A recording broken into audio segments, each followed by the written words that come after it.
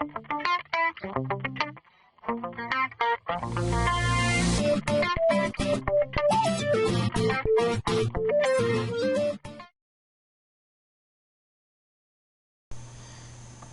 and welcome to Decisionography. My name is Adam and I am the designer of this web application. The idea of this website came about as a result from helping my son decide upon a college. Decisionography requires a brief orientation, but first a note about browser compatibility. Decisionography does not work at this time on Internet Explorer. However, it does work on these other web browsers. Okay, let's get started. I'm going to left-click on Sign In. This is the main screen of Decisionography. You're first presented with a sign-in window. Once you've signed up and registered with the site, you can begin creating your decision tree. To save time, I'm just going to sign in.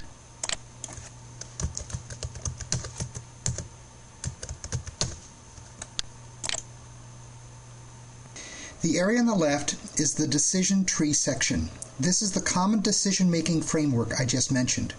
It is organized as an outline. This is where you enter your decision-making criteria. The section on the right is where you enter your decision alternatives, called outcomes, and then enter your ratings for how you feel about each of the criteria rows in the decision tree. Let's begin by filling out the decision tree for a car.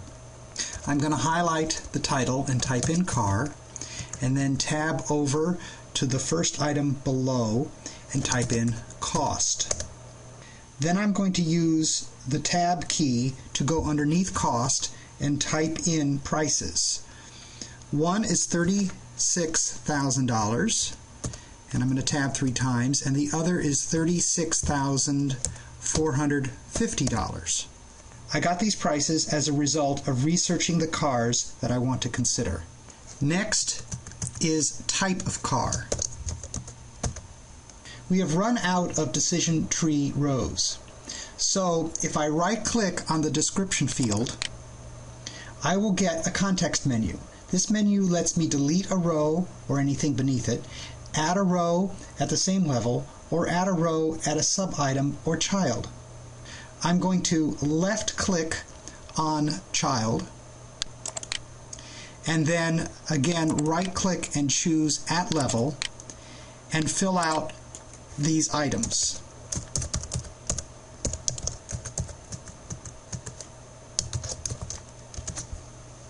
I'm going to add 2 more items, and I'm going to do that by first coming up to Type, right-clicking, and clicking Add Level, and then coming down here again and adding a level. And I'm going to type in comfort and handling. Now please notice that save is blinking red here and here. This is a reminder to save your work, just like you need to do in any other application like word processing or spreadsheet. A please wait window will appear during the save operation. I'm going to save at this time. You use rank to define the relative importance of each criteria row. 1 is least important and 5 is most important. Let's start filling out the ranks for each row. I'm going to click on cost and tab over to its rank and put in a 5. I think cost is really important. Now I'm going to tab 3 times to the rank for $36,000 and put in a 4 because I prefer $36,000 over $36,450. Moving on to type, I think type is just as important as cost. I am going to indicate that I like the minivan slightly less than the SUV. Moving on to comfort, I'm going to rate it a 5 and handling a 4. Now I'm going to save again. Assuming you've done your research and looked at the cars and test-driven them, it is time to take your impressions of the 2 cars and enter them into Decisionography. A template for the first alternative was created at sign-up. Right-click the heading, and you'll get a context menu that will either allow you to change the outcome name or delete the outcome. I'm going to name this outcome SUV and click Submit. Under the outline choice for cost, only one of the sub-items is true. When you're selecting only one of many, you use a 5 to indicate true and leave the rest at 0 to indicate false. In the case of SUV, the price is $36,000. So I'm going to enter a 5 here, hit Tab, and enter a 0 for the other choice of $36,450. I'm going to do the same thing for type. It will be 0 for minivan, and it will be 5 for SUV. Comfort will be a 4, and handling will be a 3. Now I need to create a new outcome, so I'm going to select New Outcome from the menu.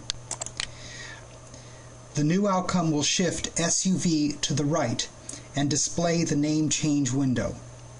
I'm going to name this minivan and enter its weights.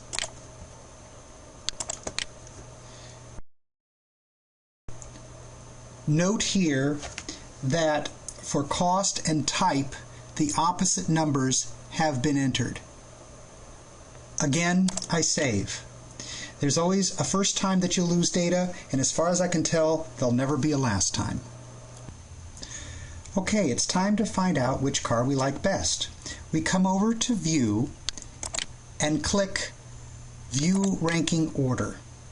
The displayed numbers in the square brackets next to the outcome description tell you which alternative you like best, with 1 meaning it is your top choice, followed by 2, 3, and 4, etc. if you have more than 2 alternatives to choose from.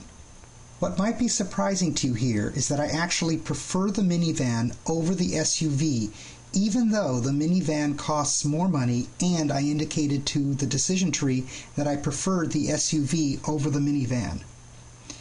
It is really important not to display the ranking order until you have entered in all of your information into Decisionography.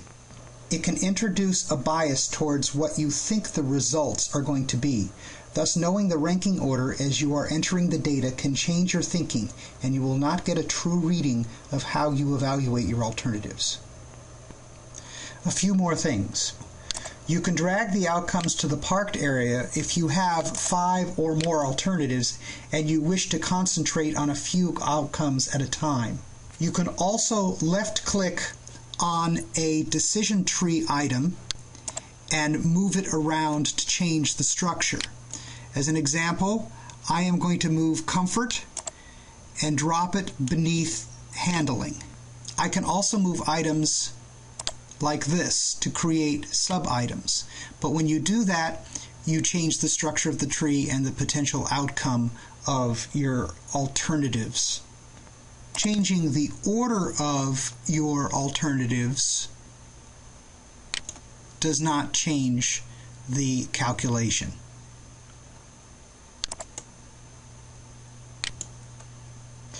By clicking Help, you get a color printable PDF cheat sheet that you can print out.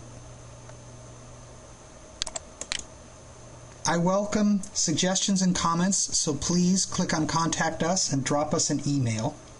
And lastly, remember to save or click Sign Out to finally save your work. This will get you started. I do suggest, however, viewing the next tutorial, Choosing a Car, which will give you more tips and tricks for getting the most out of Decisionography. Thank you for visiting this website, and please feel free to contact me with comments or suggestions.